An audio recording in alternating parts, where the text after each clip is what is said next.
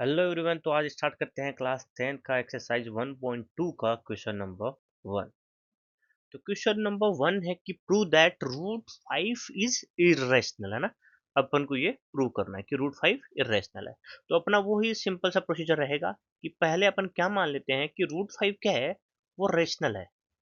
Rational है ना, rational. अब इसको प्रूव कर देंगे कि ये जो अपन ने माना है वो गलत माना है, तो वो ऑटोमेटिकली इरेशनल हो जाएगा। रेशनल नंबर है तो रेशनल नंबर का मैंने बता रखा है कि रेशनल नंबर में क्या क्या आते हैं। नेचुरल नंबर आते हैं, होल नंबर आते हैं, राइट। फिर इंटीजर्स आते हैं, राइट। इंटीजर आ गए, फिर क्या आ गया इंटीजर के बाद में, फिर आ गया फ्रैक्शंस आ गए और डेसिमल आ गए, है ना। डेसिमल और फ्रैक्शन, हाँ, ये आ गए। इन सबको मिलकर ही तो ये बनता है क्या, रेशनल नंबर। और रेशनल नंबर को अपन लिख सकते हैं पी बाई क्यू फॉर्म में, जहाँ क्यू क्या है, नॉट इक्वल टू जीरो है। तो सिमिलर वे में अगर ये रूट 5 रेशनल है मैंने मान लिया, तो रूट 5 को मैं अगर रेशनल है तो रेशनल की प्रॉपर्टी क्या है कि पी बाई क्यू रूप में लिख सकता हूँ। लिख दिया। अब मैं क्या बोल रहा हूँ कि पी और क्यू में हो सकता है कि कोई फैक्टर कॉमन हो, और वो कॉमन फैक्टर क्या है कि हो सकता है कि कुछ भी कॉमन हो जाए, 2 हो जाए, 3 हो जाए, 6 हो जाए या 12 हो जाए, कुछ भी हो जाए, है ना। कुछ भी हो सकता है जो कॉमन हो दोनों में, पी और क्यू में, जो दोनों में आ रहा हो। तो मैंने मान लिया कि वो कोई क्या है, के है। और उस के है ना, और जो बाकी के बच गए वो क्या है, ए है, राइट, है ना। और क्यू है उसमें भी क्या है, के कॉमन है, ये बी है ना। तो इन दोनों में कॉमन क्या हो गया, के हो गया। तो वापस से मैं अगर क्वेश्चन को मैं रीराइट करूं तो मैं ऐसे लिख सकता हूँ, पी की जगह के ए और क्यू की जगह के बी, राइट। ये कॉमन को मैंने कैंसिल आउट कर दिया। अब इनमें कुछ भी कॉमन नहीं होना चाहिए, राइट। कुछ भी कॉमन नहीं होना चाहिए, ए बाई बी हो गया। ए और बी कुछ भी कॉमन नहीं है, केवल वन कॉमन है। समझ रहे हो, वन कॉमन है। अब देखो एक बात देखो, मैं ये एग्जांपल हर क्वेश्चन में देता हूँ कि 8/25 मान लो आप। इनमें ये क्या है, दोनों ये भी प्राइम नहीं है, ये भी प्राइम नहीं है, बट इनमें कॉमन भी कुछ नहीं है। जो कॉमन आ रहा है वो वन ही है ना। सिमिलर वे यहाँ पे भी। तो ऐसी जो संख्या होती है जब ए और बी कुछ कॉमन नहीं हो, वन कॉमन, तो उनको बोलते हैं को प्राइम।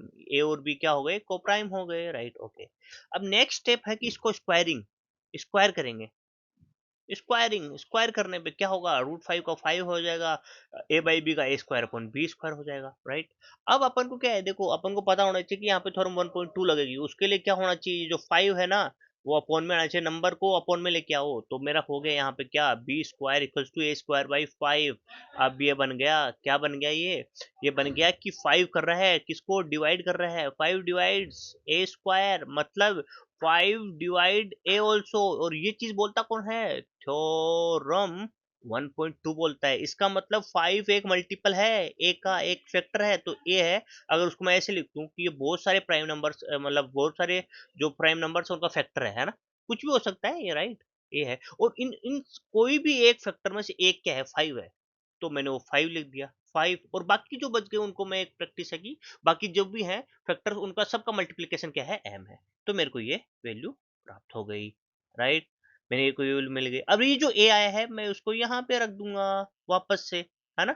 a तो रूट 5 इक्वल टू a की वैल्यू 5m अपॉन में b, राइट। अब इसका वापस स्क्वायर कर दो, ये हो जाएगा 5, ये हो जाएगा 5 इंटू 5, ये m स्क्वायर अपॉन में b स्क्वायर। ये समझ में आया, ये 5 से 5 कैंसिल आउट हो गया, है ना।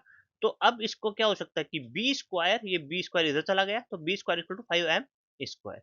देखो अपन ने प्रूव कर यहाँ पे बता दिया कि 5 एक का मल्टीपल है।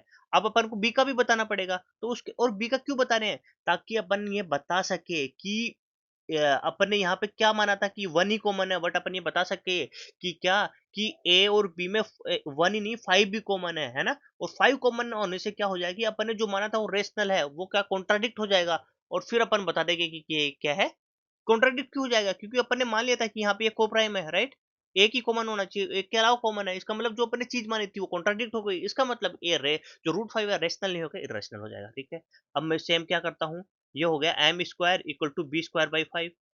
वो ही थ्योरम 1.2 लगे कि मैं डायरेक्ट लिख रहा हूँ यहाँ पे, थ्योरम 1.2। तो थ्योरम 1.2 से क्या है कि अगर 5 डिवाइड कर रहा है बी स्क्वायर, तो 5 डिवाइड करेगा बी को भी। इसका मतलब 5 will be a multiple of, 5 will be a multiple of B, है ना। तो बी को मैं क्या है कि बी के कुछ फैक्टर्स हैं, बी1 बी2 बी3 सो ऑन बी एन। उनमें से एक फैक्टर 5 भी होगा, तो 5 और बाकी जो फैक्टर है उनका मल्टीप्लिकेशन मैंने मान लिया एन होगा कुछ, ठीक है। बस यही चाहिए था मेरा। देखो इस इक्वेशन में देखो देखो ए इक्वल टू 5 1 5 एम, 5 का मल्टीपल है ए, और इस इक्वेशन में देखो ये b है वो भी 5 का मल्टीपल है, बट अपन ने यहाँ क्या माना था, देखो यहाँ पे 5 है, यहाँ पे 5 है, दोनों में 5 कॉमन आ रहा है, बट यहाँ पे अपन ने मान लिया था जो कॉमन था वो तो कैंसिल आउट कर दिया था कि 1 ही कॉमन है, उसके बावजूद 5 कॉमन आ गया। इसका मतलब जो अपन ने माना है वो ही गलत हो गया। इसका मतलब क्या हो गया कि अपन ने जो माना वो गलत माना था। इसका मतलब क्या है कि रूट 5 क्या है, इर्रेशनल है। तो यही होगा इसका आंसर। तो ये था question number 1। Thank you very much. अगर किसी भी क्वेश्चन में कोई डाउट हो तो आप मेरे को कमेंट करके बता सकते हैं। Please subscribe my channel and do like the video. Thank you very much. Bye.